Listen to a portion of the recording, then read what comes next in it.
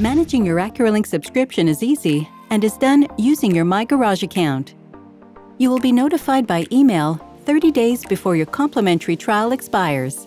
This email contains a link to My Garage where you can then purchase a recurring subscription package.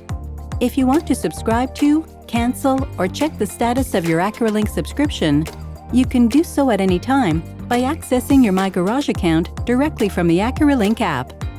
To manage your subscription, select the Manage Features button on your AcuraLink app dashboard. Under Subscriptions, select your existing AcuraLink package. From there, you will be redirected to My Garage within the AcuraLink app. Here, you can manage your AcuraLink subscription anytime, anywhere. To learn more about AcuraLink and the many connected car features offered on your Acura vehicle, visit acurahelp.ca.